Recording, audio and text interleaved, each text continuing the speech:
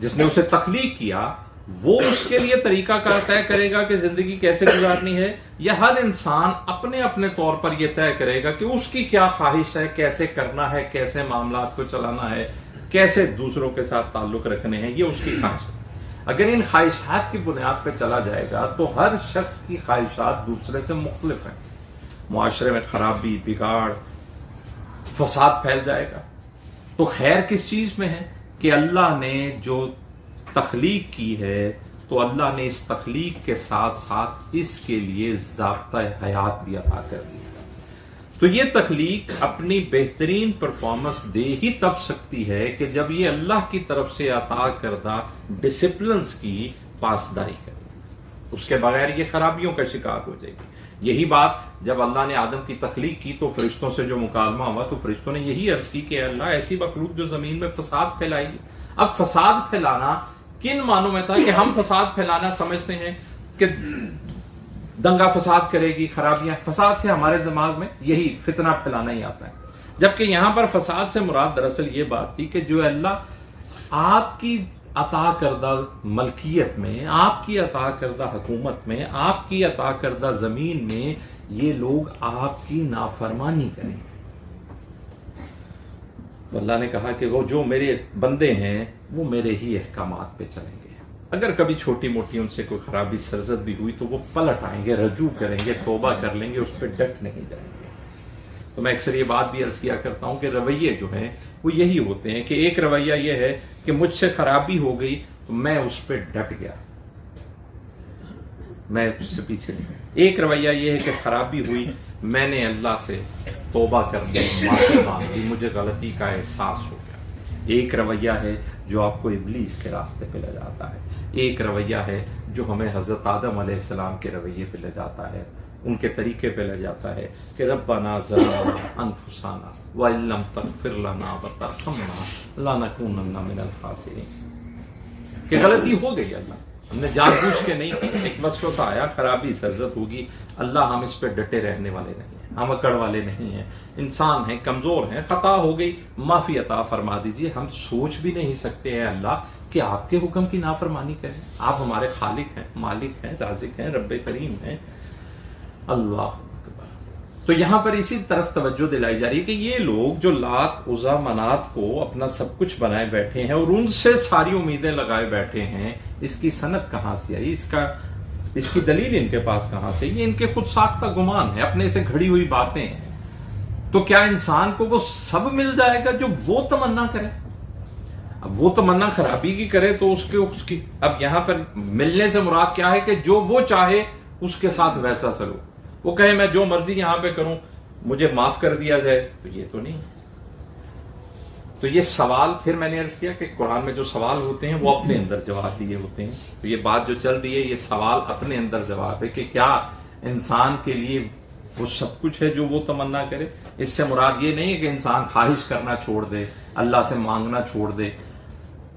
एक शख्स ख्वाहिश करता है कि मैं अल्लाह का नेक बंदा बनूं, तो ये ख्वाहिश करना ये बुरा नहीं। यहां पर मुराद उस तसलसल की बात है कि जो लात, उज़ा और मनात के पस मंजर में हो रही है कि क्या इंसान के लिए कि हम जो मर्जी करें रोजे क़यामत हमें माफ कर दिया जाएगा और हमें जन्नत मिल जाएगी, हम जैसी गुस्ताखियां मर्जी करते फिरें, जैसे अकायद मर्जी रखते।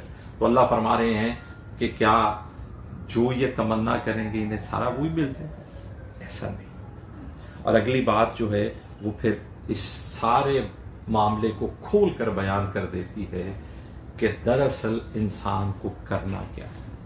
आयत नंबर 25, बिस्मिल्लाहिर्रहमानिर्रहीम, फलिल्लाहिल आखिरतु वल ऊला। अब तसलसल उस बात का कि क्या इंसान जो चाहेगा वो होगा। अब ये बात इस पस मंजर में भी जहन में रहे कि वो जो कहते थे कि रसालत इन पर क्यों उतरी, फलां फलां पर क्यों नहीं उतर गई, तो कहा कि आप ये लोग फैसला करेंगे कि रब अपनी रहमत किसको अता करे, या ये लोग दारोगा लगे हुए कि ये फैसले करें कि अल्लाह किसको अपनी नेमतों से नवाजे और किसको छोड़ दे। तो यहां पर बात हो रही है कि फलिल्लाहि, बस अल्लाह ही के लिए है, आखिरतु वल ऊला,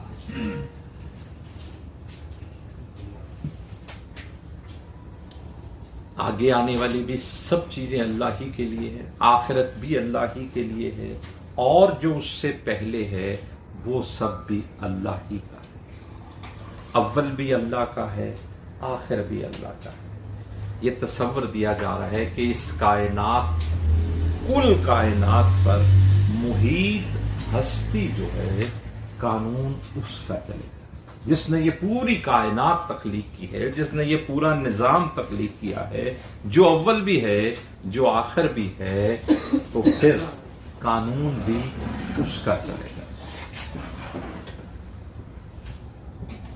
خواہشات پر مبنی فیصلے نہیں ہیں کہ جو مخلوق، اور پھر ہر مخلوق میں سے ہر فرد اپنی اپنی جگہ جو چاہے ویسا قانون بن جائے۔ اب انہوں نے لات منات عزا کو اگر اپنا معبود بنا لیا تو اللہ کہ ٹھیک ہے، جس نے اسے معبود مان لیا یہی سے مانی رکھے۔ اکثر پتہ نا، میں اور آپ بھی دلائل دیتے ہوئے کہتے ہیں جسے کہا کہ تو کہتے ہیں بس میرا دل کہتا ہے یہ کہ دل کا کہنا کوئی سند نہیں ہے، کوئی دلیل نہیں ہے۔ دلیل جو ہے وہ سب سے بڑی قرآن میں جو بات ہے وہ سند ہے، وہ حرف آخر ہے، اور اس کی توثیق، اس کی تفصیلات ہمیں احادیث میں ملتی ہیں، نبی کریم صلی اللہ علیہ وسلم کی سنت مبارکہ میں ملتی ہیں۔ وعلیکم السلام۔ تو اب جہاں پر کسی کا کوئی اختلاف ہے تو ہم پہلے پیچھے اسباق میں بھی یہ بات پڑھ کر آئے کہ پھر میزان کیا چیز ہوگی، ترازو کیا چیز ہوگا، اللہ کا قرآن یہ فیصلہ کرے گا کہ حق پر کون۔ اب اگلی باتیں بھی پھر اس کی مزید وضاحت کرتی ہیں، تو یہاں پر یہ بات طے کر دی گئی کہ کیا وہ ہوگا اس دنیا میں جو انسان تمنا کرے گا، یا وہ ہوگا جو اس کائنات کا اول آخر ہے، جو اس کائنات کا خالق ہے، جو اس کائنات کا مالک ہے، جو اس کائنات کا رب ہے، اس کا قانون چلے گا، اس کی بات مانی جائے گی۔ اور پھر وہی بات اکثر ایک مثال ہے دنیاوی اعتبار سے کہ جو فیکٹری کوئی پروڈکٹ بناتی ہے، الیکٹرانکس کی ہی مثال ہم لیتے ہیں، تو اس کے ساتھ ایک بکلیٹ دی جاتی ہے۔ وہ بکلیٹ یہی ہوتی ہے کہ اگر اس پروڈکٹ کو اس بکلیٹ کے مطابق چلایا جائے گا تو یہ اچھے ریزلٹس دے گی، جس مقصد کے لیے بنائی گئی ہے وہ طریقہ کار اس کے اوپر، تو وہ جس نے بنایا ہے، وہ پروڈکٹ بنائی ہے، اس کا طریقہ کار بھی چلانے کا اسی نے دینا ہے۔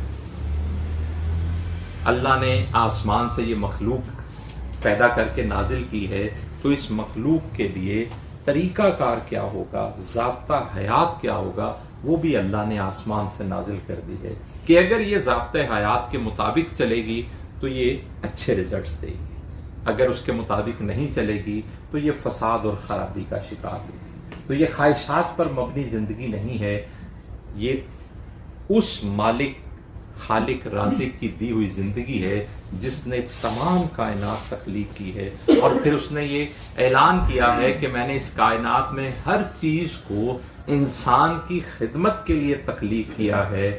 تو پھر وہ انسان اپنی خواہشات پر مبنی فیصلے کرنے لگے، نعوذ باللہ اس مالک کے احکامات کو نظر انداز کر کے، تو پھر سوائے خرابی کے اسے کچھ حاصل نہیں۔